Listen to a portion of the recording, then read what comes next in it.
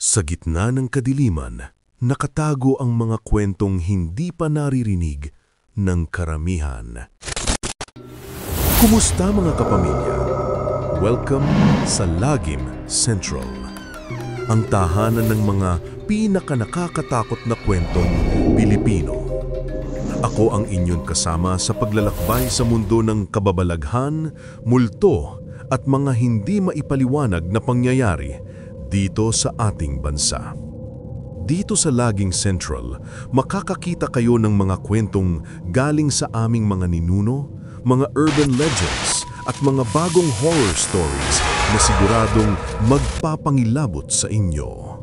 Kaya mag-subscribe na at samahan ninyo ako sa bawat linggo para sa mga bagong kwentong Lagim.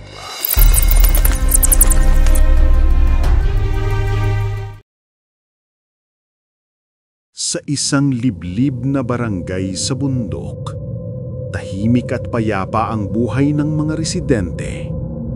Ngunit sa mga gabing ito, may kakaibang nangyayari sa kanilang mga panaginip. Mang Pedro.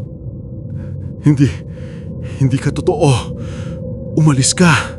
Nagising siya ng pawis na pawis. Tumayo at tumingin sa bintana. Panaginip lang yun. Kinaumagahan sa Barangay Plaza. Nagkikita-kita ang mga residente. Mang Pedro, mukhang hindi nakatulog ng maayos.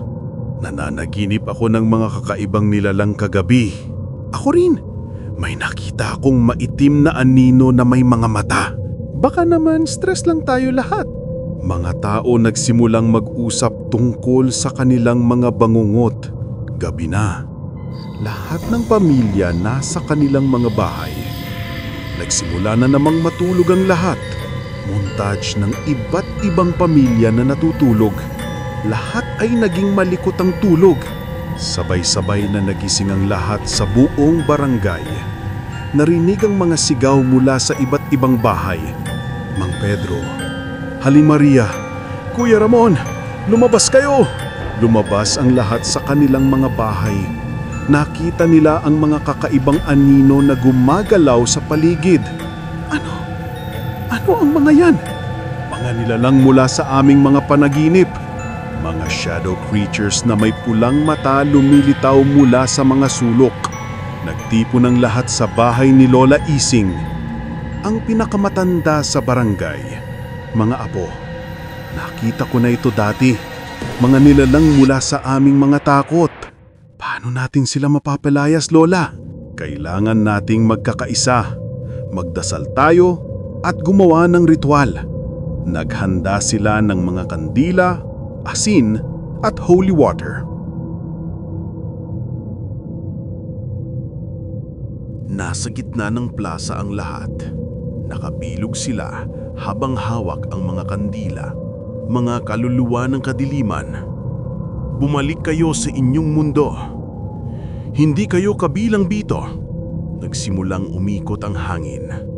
Ang mga shadow creatures ay lumalabas mula sa mga bahay. Amen!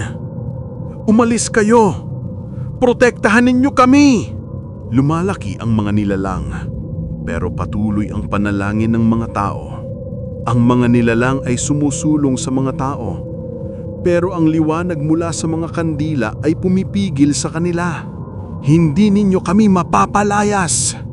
Bahagi na kami ng inyong mga takot. Ang takot ay parte ng buhay, pero hindi tayo susuko sa inyo. Mas malakas na naging panalangin ng mga tao.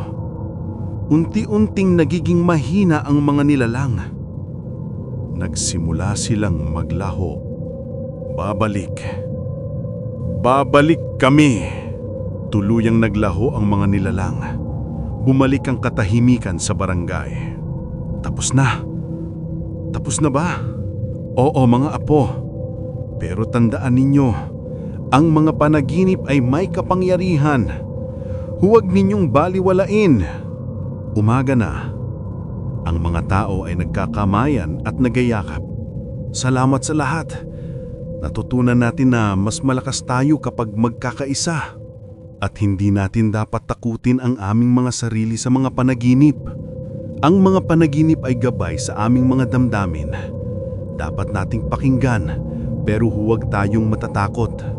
Ang mga bata ay naglalaro ulit sa kalasada. Bumalik ang normal na buhay sa barangay.